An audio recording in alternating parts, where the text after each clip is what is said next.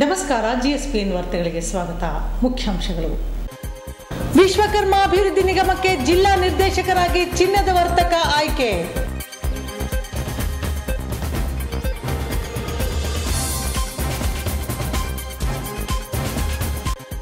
ಕಸಪಾದಿಂದ ದತ್ತಿ ಪ್ರಶಸ್ತಿ ಹಾಗೂ ಪ್ರತಿಭಾ ಪುರಸ್ಕಾರ ಸಮಾರಂಭ.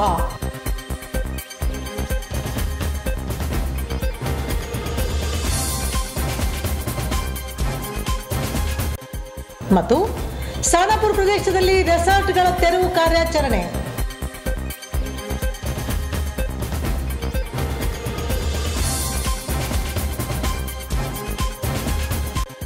ವಾರ್ತೆಗಳ ವಿವರ. ಕರ್ನಾಟಕ ವಿಶ್ವಕರ್ಮ ಸಮುದಾಯಗಳ ಅಭಿವೃದ್ಧಿ ನಿಗಮದ ಕೊಪ್ಪಳ ಜಿಲ್ಲೆಯಲ್ಲಿ ತೆರವಾಗಿದ್ದ ಒಂದು ನಿರ್ದೇಶಕ ಸ್ಥಾನಕ್ಕೆ ನಗರದ ಚಿನ್ನದ ವರ್ತಕ ಜ್ಯೋತಿ ಜ್ಯುವೆಲ್ಲರಿ ಮಂಜುನಾಥ ಅಂಬಣ್ಣ ಸರಾಫ್ ಆಯ್ಕೆಯಾಗಿದ್ದಾರೆ. ಕರ್ನಾಟಕ ವಿಶ್ವಕರ್ಮ ಸಮುದಾಯಗಳ ಅಭಿವೃದ್ಧಿ ನಿಗಮದ ಕೊಪ್ಪಳ ಜಿಲ್ಲೆಯಲ್ಲಿ ತೆರವಾಗಿದ್ದ ಒಂದು ನಿರ್ದೇಶಕ ಸ್ಥಾನಕ್ಕೆ ನಗರದ ಚಿನ್ನದ ವರ್ತಕ ಜ್ಯೋತಿ ಜ್ಯುವೆಲ್ಲರಿ ಮಂಜುನಾಥ ಅಂಬಣ್ಣ ಸರಾಫ್ ಆಯ್ಕೆಯಾಗಿದ್ದಾರೆ. ಸರ್ಕಾರದಿಂದ ನಿರ್ದೇಶಕರನ್ನು ನೇಮಿಸಿ ಹೊರಡಿಸಿದ್ದ ಆದೇಶ ಪತ್ರವನ್ನು ನಿಗಮದ ಜಿಲ್ಲಾ ಕಚೇರಿಯ ವ್ಯವಸ್ಥಾಪಕರಾದ ಶೈಲಜಾ ಮಂಜುನಾಥ್ ಅವರಿಗೆ ವಿತರಿಸಿದರು. ಬಳಿಕ ನಿಗಮದ ವಿವಿಧ ಯೋಜನೆಗಳ ಬಗ್ಗೆ ಚರ್ಚಿಸಲಾಯಿತು. ನಂತರ ವಿಶ್ವಕರ್ಮ ಸಮುದಾಯದ ಯುವಕರು ಮಹಾತ್ಮ ಗಾಂಧಿ ವೃತ್ತದಲ್ಲಿ ಗಾಂಧಿ ಪುತ್ಥಳಿಗೆ ಮಾಲಾರ್ಪಣೆ ಮಾಡಿ ಪಟಾಕಿ ಸಿಡಿಸಿ ಸಿಹಿ ಹಂಚಿ ಸಂಭ್ರಮಿಸಿದರು. ಈ ಸಂದರ್ಭದಲ್ಲಿ ಮಾತನಾಡಿದ ಮಂಜುನಾಥ, ಆರ್ಥಿಕ ಹಾಗೂ ಶೈಕ್ಷಣಿಕವಾಗಿ ಹಿಂದುಳಿದ ವಿಶ್ವಕರ್ಮ ಸಮುದಾಯದ ಅಭಿವೃದ್ಧಿ ಸರ್ಕಾರ ಜಾರಿಗೆ ತರುವ ಯೋಜನೆಗಳನ್ನು ಪ್ರಾಮಾಣಿಕವಾಗಿ ಸಮಾಜದ ಬಡ ಹಾಗೂ ಅರ್ಹ ಫಲಾನುಭವಿಗಳಿಗೆ ತಲುಪಿಸಲು ಪ್ರಾಮಾಣಿಕ ಸೇವೆ ಮಾಡುತ್ತೇನೆ ಎಂದರು. ಈ ಸಂದರ್ಭದಲ್ಲಿ ಪ್ರಮುಖರಾದ ದೇವೇಂದ್ರ ಕುಮಾರ್ ಇಂಜಿನಿಯರ್, ನಾಗೇಶ್ ಕುಮಾರ್ ಸರಾಫ್, ವಿಜಯ್ ಕುಮಾರ್, ಸುನಿಲ್ ಕುಮಾರ್ ಪತ್ತಾರ್, ಮಂಜುನಾಥ ಪತ್ತಾರ್, ಅಮರೇಶ್ ಪತ್ತಾರ್, ಸುರೇಶ್ ಆಚಾರ್, ಕೃಷ್ಣಮೂರ್ತಿ, ವಿರೂಪಾಕ್ಷಿ, ಸಿದ್ದೇಶ್, ಮೌನೇಶ್, ವೆಂಕಟೇಶ್ ಆಚಾರ್, ರವಿಶಂಕರ್ ಪತ್ತಾರ್ ಇದ್ದರು.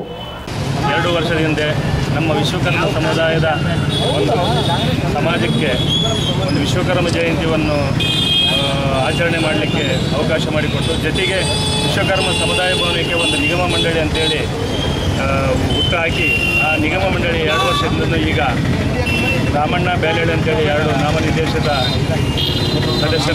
ನಿರ್ದೇಶಕರಾಗಿದ್ದರು. ಅದೇ ರೀತಿ ಈಗ ನಮ್ಮ ಗಂಗಾವತಿಯಿಂದ ಮಂಜುನಾಥ್ ಅಂಬಣ್ಣ ಶರಾಫ್ ಅನ್ನುವರು ನಮ್ಮ ಕರ್ನಾಟಕ ಘನ ಸರ್ಕಾರದಿಂದ ನಾಮನಿರ್ದೇಶಿತರಾಗಿ ವಿಶ್ವಕರ್ಮ ಸಮುದಾಯ ಭವನಕ್ಕೆ ವಿಶ್ವಕರ್ಮ ಸಮುದಾಯಗಳ ಭವನಕ್ಕೆ ಜಿಲ್ಲಾಧ್ಯಕ್ಷರು ಹಾಗೂ ನಾಮನಿರ್ದೇಶಿತರಾಗಿ ಘನ ಸರ್ಕಾರದಿಂದ ನಮಗೆ ಈ ಒಂದು ಸಮುದಾಯಕ್ಕೆ ಅವಕಾಶ ಮಾಡಿಕೊಟ್ಟದ್ದಕ್ಕೆ ಕರ್ನಾಟಕ ಸರ್ಕಾರ ಘನ ಸರ್ಕಾರಕ್ಕೆ ನಮ್ಮ ಗಂಗಾವತಿ ವಿಶ್ವಕರ್ಮ ಸಮಾಜದ ಹೃತ್ಪೂರ್ವಕವಾದ ಅಭಿನಂದನೆಗಳನ್ನು ಸಲ್ಲಿಸುತ್ತೇವೆ. ಕರ್ನಾಟಕ ವಿಶ್ವಕರ್ಮ ಸಮುದಾಯಗಳ ಅಭಿವೃದ್ಧಿ ನಿಗಮ ಮಂಡಳಿಗೆ ನಾಮನಿರ್ದೇಶಕರಾಗಿ ಕೊಪ್ಪಳ ಜಿಲ್ಲೆಯ ನಾಮನಿರ್ದೇಶಕರಾಗಿ ನೇಮಕ ಮಾಡಿ ಆಯ್ಕೆ ಮಾಡಿದ್ದಾರೆ.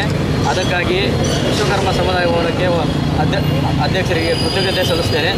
ಹಾಗೂ ಗಂಗಾವತಿಯ ವಿಶ್ವಕರ್ಮ ಸಮಾಜಕ್ಕೂ ಕೃತಜ್ಞತೆ ಸಲ್ಲಿಸುತ್ತೇನೆ. ಹಾಗೆ ಮುಂದೆ ಬರುವ ಎಲ್ಲ ಸೌಲಭ್ಯಗಳನ್ನು ವಿಶ್ವಕರ್ಮ ಸಮುದಾಯಕ್ಕೆ ಒದಗಿಸಲು ಪ್ರಾಮಾಣಿಕ ಪ್ರಯತ್ನ ಮಾಡುತ್ತೇನೆ ಅಂತ ಈ ನಿಗಮ ಮಂಡಳಿಯ ಉದ್ದೇಶ ಏನಂತಂದರೆ, ನಮ್ಮ ಗಂಗಾವತಿ ಆಗಲಿ ಕೊಪ್ಪಳ ಡಿಸ್ಟಿಕ್ನಲ್ಲಿ ಯಾರು ತುಂಬ ಬಡವರಿದ್ದಾರೆ ಅಂಥವರಿಗೆ ಭಾಳಷ್ಟು ಉಪಯೋಗ ಬರೋಂಥ ಕೆಲಸಗಳಿದ್ದಾವೆ. ಅವರು ಭಾಳಷ್ಟು ದುಡ್ಡುಗಳನ್ನು ಒಂದು ಡಿಸ್ಟಿಕ್ಗೆ 1 ಕೋಟಿ ರೂಪಾಯಿ ಅಂತ ಇದನ್ನು ನಮಗೆ ನಮ್ಮ ನಿಗಮ ಮಂಡಳಿಗೆ ಕೊಟ್ಟಿದ್ದಾರೆ. ಅದರ ಸದುಪಯೋಗ ಕೊಪ್ಪಳ ಡಿಸ್ಟಿಕ್ನಲ್ಲಿರುವಂಥ ಪ್ರತಿಯೊಬ್ಬ ನಮ್ಮ ವಿಶ್ವಕರ್ಮ ಕಡು ಬಡವರು ಆಗಲಿ ಮತ್ತು ಭಾಳಷ್ಟು ಜನ ನಮ್ಮ ಪಂಚಕಸಬು ಇರುವಂಥ ಪ್ರತಿಯೊಬ್ಬ ವಿಶ್ವಕರ್ಮ ಸಮುದಾಯದ ಜನಗಳು ಬಂದು ಅದನ್ನು ಉಪಯೋಗ ತಗೋಬೇಕು. ಅದಕ್ಕೆ ಬೇಕಾಗಿರೋಂಥ ಸಾಲಕ್ಕೆ ಬೇಕಾದಷ್ಟು ಬಂದ ಅಪ್ಲಿಕೇಶನ್ನು ಇನ್ನೂ 2-3 ದಿನದಲ್ಲಿ ಅದು ಕೊನೆಗೊಳ್ಳುತ್ತೆ. ಆದಷ್ಟು ಬೇಗ ಅದನ್ನು ಅಪ್ಲಿಕೇಶನ್ ಹಾಕಿ ನೀವು ಸಾಲ ಮಂಜೂರು ಮಾಡಿಕೊಳ್ಳೋಕ್ಕೆ ಪ್ರಯತ್ನ ಪಡಬೇಕು ಅಂತ ನಾನು ಕೊಪ್ಪಳ ಜಿಲ್ಲಾ ಸಮಸ್ತ ವಿಶ್ವಕರ್ಮ ಸಮಾಜಕ್ಕೆ ನಾನು ಕಳಕಳಿಯಿಂದ ಕೇಳ್ಕೊತಿದ್ದೇನೆ. ಸದಸ್ಯರಾಗಿ ನಮ್ಮ ಮಂಜುನಾಥ್ ಆಯ್ಕೆ ಆಗಿದ್ದಾರೆ. ಇದಕ್ಕೆ ಕಾರಣೀಭೂತವಂತ ನಮ್ಮ ಜನಜಗತ್ತ ಕರ್ನಾಟಕ ಕಾಂಗ್ರೆಸ್ ಸರ್ಕಾರ ಮತ್ತು ಜನಪ್ರಿಯ ಮುಖ್ಯಮಂತ್ರಿಗಳಾದ ಸಿದ್ದರಾಮಯ್ಯರ ಕಾರಣ ಅಂತ ನಾನು ಹೇಳಲಿಕ್ಕೆ ಇಷ್ಟಪಡ್ತಾ ಇದ್ದೀನಿ. ಈ ನಮ್ಮ ಸಮುದಾಯಕ್ಕೆ ಈ ವರ್ಷ 2016-17 ಸಾಲಿಗೆ 1 ಕೋಟಿ ರೂಪಾಯಿ ಮೀಸಲಿಟ್ಟಿದ್ದಾರೆ. ಮುಂದಿನ ಫೈನಾನ್ಷಿಯಲ್ ಇಯರ್ಗೆ 2017-18ಕ್ಕೆ 2,60,00,000 ಮಾಡ್ಕೊಳ್ತೀವಿ ಅಂತೇಳಿ ಅವರು ಆಶ್ವಾಸನೆ ಕೊಟ್ಟಿದ್ದಾರೆ. ಇವೆಲ್ಲ ಸದುಪಯೋಗಗಳನ್ನ ನಮ್ಮ ಆಶಾಕ್ರಮ ಜನಾಂಗರು ಪಡೆದುಕೊಳ್ಳಬೇಕು. ಮತ್ತು ಏನಾದರೂ ಹೆಚ್ಚಿನ ಮಾಹಿತಿಗಾಗಿ ಬೇಕಾದರೆ ನಮ್ಮ ಗ್ರಾಮೀಣ ಸದಸ್ಯರಿರ್ತಾರೆ ಮತ್ತು ಸಮಾಜದ ಮುಖಂಡರಿರ್ತಾರೆ, ಅವರೆಲ್ಲ ಕಾಂಟ್ಯಾಕ್ಟ್ ಮಾಡಿ ನಮ್ಗೆ ಏನೇನು ಸೌಲಭ್ಯ ಇದರಲ್ಲಿ ಸಿಗುತ್ತೆ ಈ ಅಭಿವೃದ್ಧಿ ಮುಂದಾಡಿ ಅದೆಲ್ಲ ಪಡ್ಕೊಳ್ಬೇಕಂತೇಳಿ ನಮ್ಮ ವಿಶ್ವಕರ್ಮ ತಾಲೂಕಾ ಕನ್ನಡ ಸಾಹಿತ್ಯ ಪರಿಷತ್ ವತಿಯಿಂದ ದತ್ತಿ ಪ್ರಶಸ್ತಿ ಹಾಗೂ ಪ್ರತಿಭಾ ಪುರಸ್ಕಾರ ಸಮಾರಂಭ ನಗರದ ಕನ್ನಡ ಸಾಹಿತ್ಯ ಭವನದಲ್ಲಿ ನಡೆಯಿತು.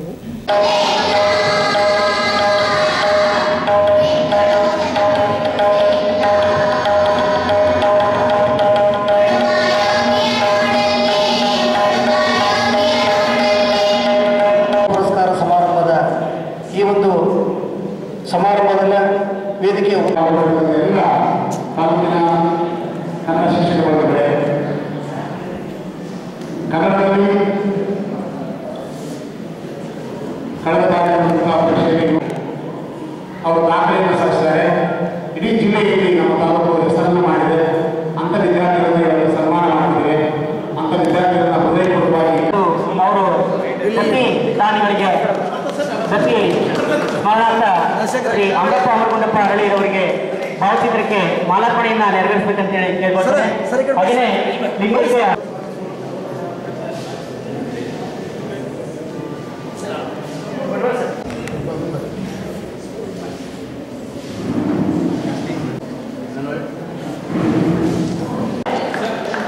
ಯುಪಿಎಸ್ಸಿಯಲ್ಲಿ IAS ನಡೆದುಕೊಂಡಿದ್ದ ಶ್ರೀ ವಿನೋದ್ ಪಾಟೀಲ್ ಹಾಗೂ ಶ್ರೀ ಸಾಯಿನಾಥ್ ಶ್ರೀ ಅನಿಲ್ ಜೋಶಿ ಈ ಒಂದು ಸ್ಫೂರ್ತಿಯನ್ನು ಹಾಗೆಯೇ ತಾಲೂಕಾ ಕನ್ನಡ ಸಾಹಿತ್ಯ ಪರಿಷತ್ ವತಿಯಿಂದ ದತ್ತಿ ಪ್ರಶಸ್ತಿ ಹಾಗೂ ಪ್ರತಿಭಾ ಪುರಸ್ಕಾರ ಸಮಾರಂಭ ನಗರದ ಕನ್ನಡ ಸಾಹಿತ್ಯ ಭವನದಲ್ಲಿ ನಡೆಯಿತು.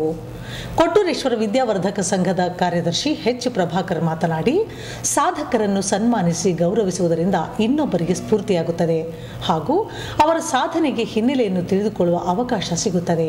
ಸಾಧಕರು ಸಮಾಜಕ್ಕೆ ಕೊಡುಗೆಯಾಗಿದ್ದಾರೆ ಎಂದರು. ಈ ವೇಳೆ UPS ಪರೀಕ್ಷೆಯಲ್ಲಿ 402ನೇ ರ್ಯಾಂಕ್ ಪಡೆದ ಎಚ್ ವಿನೋದ್ ಪಾಟೀಲ್, 678ನೇ ರ್ಯಾಂಕ್ ಪಡೆದ ಬಿ ಜಗದೀಶ್ ಹಾಗೂ ಸಾಹಿತಿಗಳಾದ ಮಹೇಶ್ ಬಳ್ಳಾರಿ, SSLCಯಲ್ಲಿ ಪ್ರಥಮ ಸ್ಥಾನ ಪಡೆದ ಅನಿಲ್ ಜೋಶಿ, PUCಯಲ್ಲಿ ಜಿಲ್ಲೆಗೆ ಪ್ರಥಮ ಸ್ಥಾನ ಪಡೆದ ಕುಮಾರಿ ಜ್ಯೋತಿ ಅವರನ್ನು ಸನ್ಮಾನಿಸಿ ಗೌರವಿಸಲಾಯಿತು.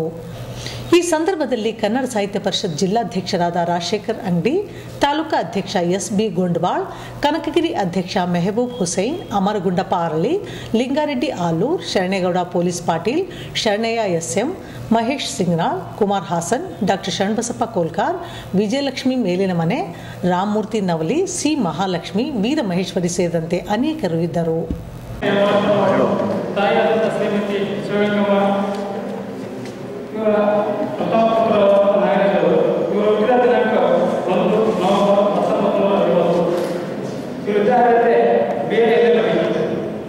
ಮತ್ತು ರಾಜಕೀಯ ಮತ್ತು ಸಾಮಾಜಿಕ ಸೇವೆಯಲ್ಲಿ ಹಾಗೂ ಇವರು ನಿವೃತ್ತ ನ್ಯಾಯಾಧೀಶರು ಕೂಡ ಆಗಿದ್ದರು.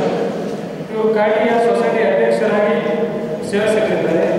ಹಾಗೂ ಕನ್ನಡದಲ್ಲಿ ತೀರ್ಪು ಕೊಟ್ಟು ಮೊದಲು ನ್ಯಾಯಾಧೀಶರು ಅಂತ ಹೇಳಕ್ಕೆ ನಮಗೆ ಭಾಳ ಎಲ್ಲ ರೀತಿಯ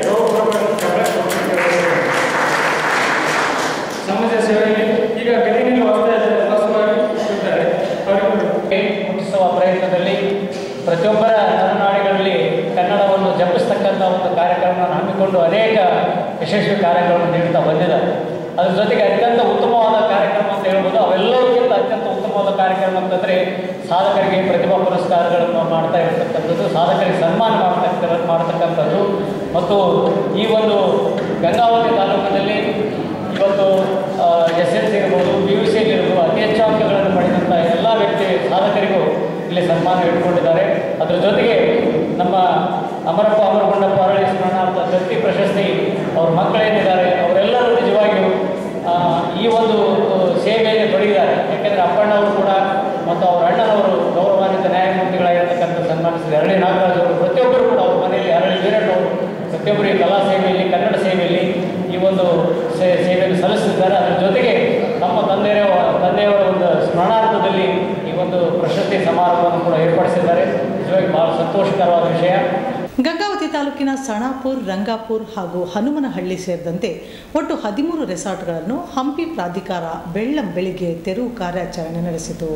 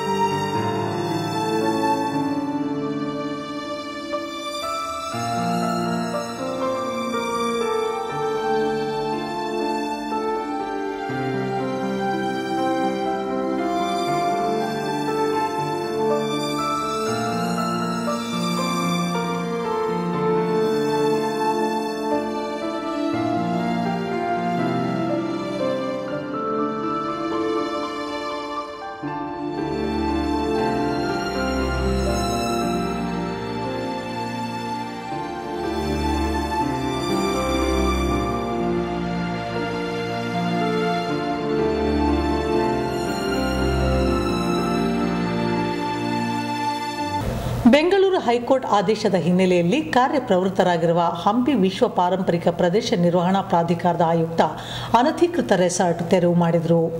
ಮೊನ್ನೆಯಷ್ಟೇ ನೋಟಿಸ್ ನೀಡಿದ್ದ ಪ್ರಾಧಿಕಾರ ನಿನ್ನೆ ಬೆಳಿಗ್ಗೆ ತೆರವು ಮಾಡುವುದಾಗಿ ಸೂಚಿಸಿದರು. ಆದರೆ ನಿನ್ನೆ ಈ ಕಡೆ ತಲೆ ಹಾಕಿರದ ಅಧಿಕಾರಿಗಳು ಇಂದು ಬೆಳಿಗ್ಗೆಯೇ ಪೊಲೀಸ್ ಬಂದೋಬಸ್ತ್ನೊಂದಿಗೆ ಕಾರ್ಯಾಚರಣೆ ಆರಂಭಿಸಿದರು. ಸ್ವತಃ ಪ್ರಾಧಿಕಾರದ ಆಯುಕ್ತ ಪ್ರಶಾಂತ್ ಮಿಶ್ರಾ ಮುಂದೆ ನಿಂತು ರೆಸಾರ್ಟ್ ತೆರವು ಮಾಡಿದರು. ವಿಚಲಿತರಾದ ರೆಸಾರ್ಟ್ ಮಾಲೀಕರು ತಮ್ಮಲ್ಲಿದ್ದ ದಾಖಲೆಯೊಂದಿಗೆ ಗೋಗರೆದರೆ ಮಹಿಳೆಯರು ರೋಧಿಸಿ ಶಾಪ ಹಾಕಿದರು. ಯಾವುದಕ್ಕೂ ಜಗ್ಗದ ಅಧಿಕಾರಿಗಳು ತಮ್ಮ ಯೋಜನೆಯಂತೆ ಸಾಣಾಪುರ್, ವಿರುಪಾಪುರ್, ಜಂಗ್ಲಿ, ಹನುಮನಹಳ್ಳಿಯಲ್ಲಿ ಸುಮಾರು 13 ರೆಸಾರ್ಟ್ಗಳನ್ನು ತೆರವು ಮಾಡಿದರು. ಅಸಹಾಯಕತೆಯಿಂದ ನಿಂತುಕೊಂಡಿದ್ದ ರೆಸಾರ್ಟ್ ಮಾಲೀಕರು ನಮ್ಮ ಬಳಿ ದಾಖಲೆ ಇದ್ದರೂ ತೆರವು ಮಾಡಿ ಅನ್ಯಾಯ ಮಾಡ್ತಿದ್ದಾರೆ ಅಂತ ಆರೋಪಿಸಿದರು. ಇಲ್ಲಿ ನಮ್ಮ ಗದ್ದೆ ಬಗಲಾಗನೇ ಇದ್ದಿದ್ದು ಜಾಗದಲ್ಲಿ ಮನೆ ಕಟ್ಕೊಂಡು ಇದಕ್ಕೆ ತಕ್ಕ ಪರ್ಮಿಷನ್ಸ್ ಎಲ್ಲ ತಗೊಂಡು ಪ್ರಾಧಿಕಾರದಿಂದ ಎಲ್ಲ ತಗೊಂಡು ನಾವು ಮಾಡ್ಕೊತ ಇದ್ದೀವಿ. ಇವತ್ತು ಏಕಾಏಕಿ ಬಂದು ಮೊನ್ನೆ ನೋಟಿಸ್ ಕೊಟ್ಟಾರ, ಮತ್ತು ನಿನ್ನೆ ನನಗೆ ಅವ್ರಿಗೆ ಸಮಾಧಾನನೂ ತಲುಪಿಸಿದ್ದೀನಿ.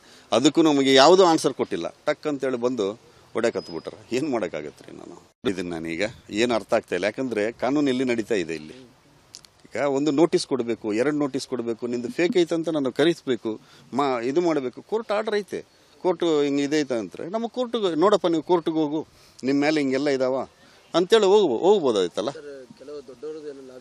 ಅವ್ರ ಲಾಬಿ ಇರ್ಬೋದು, ಇನ್ನೊಂದಿರ್ಬೋದು. ಅದರಿಂದ ನಮಗೆ ನಮ್ಮ ಜೀವನಕ್ಕೆ ಈಗ ಬರೋದೇನಿಲ್ಲ. ಇದೇ ನಮ್ಮ ಜೀವನ ಇತ್ತು, ಹಾಳು ಮಾಡ್ಯಾರ. ವಿಶ್ವ ಪರಂಪರೆಯಲ್ಲಿ ಕೊಟ್ಟಿದ್ದೆ ಅದು. ಅವ್ರು ನನಗೆ ಲೆಟರ್ ಮಾಡಲಿ ರೀ, ಲೆಟರ್ ಮಾಡಿ, ನಿನ್ನ ನಕಲಿ ಐತೆ, ನಿನ್ನ ಮೇಲೆ ಕಾನೂನು ಕ್ರಮ ತಗೊಂತೀವಿ, ನೀನು ಬಂದು ಸಂಜಯ್ ಹೇಳಂತೇಳಿ ನನಗೆ ಇದು ಮಾಡಬೇಕಲ್ಲ, ನೀನು ಕ್ಯಾನ್ಸಲ್ ಮಾಡ್ತೀವಿ ಅಂತ ಮಾಡ್ಬೋದಲ್ಲ ಐತಲ್ಲ. ಅವರು ಒಟ್ಟು ಹೊಡೆಯಕ್ಕಂತೂ ಇದಿಲ್ಲಲ್ಲ ಅವ್ರಿಗೆ. ಹಂಪಿ ಪ್ರದೇಶ ವ್ಯಾಪ್ತಿಯಲ್ಲಿ ಸಾಕಷ್ಟು ಅನಧಿಕೃತ ರೆಸಾರ್ಟ್ ತಲೆ ಎತ್ತಿವೆ. ದೇಶಿ ಸಂಪ್ರದಾಯ ಮತ್ತು ಹಂಪಿ ಪಾವಿತ್ರ್ಯಕ್ಕೆ ಧಕ್ಕೆ ಬರುತ್ತದೆ. ಇದರಿಂದ ಇವನ್ನೆಲ್ಲ ತೆರವು ಮಾಡಬೇಕು ಅಂತ ಸಾರ್ವಜನಿಕರೊಬ್ಬರು ಕೋರ್ಟ್ ಮೆಟ್ಟಿಲೇರಿದ್ದಾರೆ. ಕಳೆದ 2012ರಲ್ಲಿ ಹೈಕೋರ್ಟ್ ಈ ಎಲ್ಲ ಅನಧಿಕೃತ ರೆಸಾರ್ಟ್ಗಳ ತೆರವಿಗೆ ಕೋರ್ಟ್ ಆದೇಶಿಸಿತ್ತು. ಆದರೆ ಸಾಕಷ್ಟು ವಿರೋಧ ವ್ಯಕ್ತವಾದ ಹಿನ್ನೆಲೆ ಆಗಿನ ಅಧಿಕಾರಿಗಳು ಕೆಲ ರೆಸಾರ್ಟ್ಗಳನ್ನು ಹಾಗೇ ಬಿಟ್ಟಿದ್ದರು. ಇದರಿಂದ ಅರ್ಜಿದಾರರು ನ್ಯಾಯಾಂಗ ನಿಂದನೆ ಅರ್ಜಿ ಸಲ್ಲಿಸಿದ್ದರಿಂದ ಮತ್ತೊಂದು ಆದೇಶ ಮಾಡಿರುವ ಹೈಕೋರ್ಟ್ ವರದಿ ನೀಡುವಂತೆ ಪ್ರಾಧಿಕಾರದ ಆಯುಕ್ತರಿಗೆ ಸೂಚಿಸಿದೆ. ಈ ಹಿನ್ನೆಲೆಯಲ್ಲಿ ಪ್ರಾಧಿಕಾರದ ಆಯುಕ್ತ ಪ್ರಶಾಂತ್ ಮಿಶ್ರಾ ಮುಂದೆ ನಿಂತು ರೆಸಾರ್ಟ್ ತೆರವು ಮಾಡಿದರು. ಇವರೆಲ್ಲ ಉಪಹಾರಕ್ಕೆ ಪರವಾನಗಿ ಪಡೆದು ಪ್ರವಾಸಿಗರ ವಸತಿಗೆ ಅವಕಾಶ ಮಾಡಿದ್ದಾರೆ. ಇಲ್ಲೆಲ್ಲ ಅನಧಿಕೃತ ಅಂತಾರೆ ಆಯುಕ್ತ ಪ್ರಶಾಂತ್ ಮಿಶ್ರಾ. ಹೋಮದಿಂದ 13 ಇಲ್ಲಿಗಲ್ ರೆಸಾರ್ಟ್ಸ್ ತೆರವುಗೊಳಿಸ್ತಾ ಇದ್ದು, ಇದು ನಮಗೆ ಹೈಕೋರ್ಟಿಂದ ಡೈರೆಕ್ಷನ್ ಬಂತು 2016ಇಂದ. ನಾವು ಈಗ ಕಂಟೆಂಪ್ಟ್ ಪಿಟಿಷನ್ ಬಂದ ಮೇಲೆ ನಾವು ಈಗ ರಿಮೂವ್ ಮಾಡ್ತಾ ಇದ್ದೀವಿ. ಎಷ್ಟು ರಿಮೂವ್ ಮಾಡ್ತಾರೆ? ಇವತ್ತು ಲೀಗಲ್ ಯಾವುದೂ ಇಲ್ಲ ಇಲ್ಲಿ ಎಲ್ಲ ರೆಸಾರ್ಟ್ಸ್ ಇಲ್ಲಿಗಲ್ ಇದೆ. ಯಾರಿಗೆ ಪರವಾನಗಿ ಇದೆ ಮನೆ ಅಥವಾ ಉಪಹಾರದ್ದು ರೆಸಾರ್ಟ್ ಮತ್ತೆ ಇದು ರೂಮ್ ಮಾಡ್ಲಿಕ್ಕೆ ಯಾವ ಅವಕಾಶ ಇಲ್ಲ. ನೀವೇ ಹೇಳ್ತಾ ಇದ್ದೀರಾ? ಇಲ್ಲ, ಅವ್ರಿಗೆ ತುಂಬಾ ಸಲ ನಾವು ನೋಟಿಸ್ ಕೊಟ್ಟಿದ್ದೀವಿ. ಜನತಾ ಪ್ಲಾಟ್ ಅಲ್ಲಿ 15 ದಿವಸ ಕೊಟ್ಟಿದ್ದೀವಿ. ಅವ್ರಿಗೆ ಫಸ್ಟ್ ಟೈಮ್ ನೋಟಿಸ್ ಕೊಟ್ಟಿದ್ದೀವಿ. ಇವರಿಗೆ ತುಂಬಾ ಸಲ 2-3 ಸಲ ನೋಟಿಸ್ ಕೊಟ್ಟಿದ್ದೀವಿ. ರೆಸಾರ್ಟ್ ಏಕಾಏಕಿ ತೆರವು ಮಾಡಿದ್ದರಿಂದ ರಾಜ್ಯ ಮತ್ತು ದೇಶದ ವಿವಿಧ ಭಾಗದಿಂದ ಆನ್ಲೈನ್ನಲ್ಲಿ ಬುಕ್ ಮಾಡಿದ ಪ್ರವಾಸಿಗರು ಪರದಾಡುವಂತಾಯಿತು. ಇಲ್ಲಿನ ಅನಧಿಕೃತ ರೆಸಾರ್ಟ್ನಲ್ಲಿ ಅನೈತಿಕ ಚಟುವಟಿಕೆ ನಡೆಯುತ್ತಿದೆ ಅನ್ನೋದು ಎಷ್ಟು ಸತ್ಯವೋ, ನೂರಾರು ಬಡ ಕುಟುಂಬ ಬೀದಿಗೆ ಬಂದಿರುವುದು ಅಷ್ಟೇ ಸತ್ಯ ಅಂತಾರೆ ಸ್ಥಳೀಯರು. GSPN news, Gangavathi. ಕೊನೆಯಲ್ಲಿ ಮತ್ತೊಮ್ಮೆ ಮುಖ್ಯಾಂಶಗಳು. ವಿಶ್ವಕರ್ಮ ಅಭಿವೃದ್ಧಿ ನಿಗಮಕ್ಕೆ ಜಿಲ್ಲಾ ನಿರ್ದೇಶಕರಾಗಿ ಚಿನ್ನದ ವರ್ತಕ ಆಯ್ಕೆ.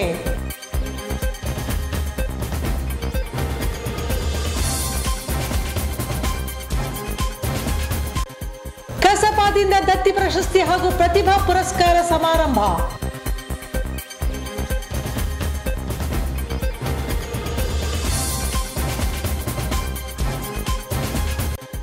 ಮತ್ತು ಸಾಣಾಪುರ ಪ್ರದೇಶದಲ್ಲಿ ರೆಸಾರ್ಟ್ಗಳ ತೆರವು ಕಾರ್ಯಾಚರಣೆ.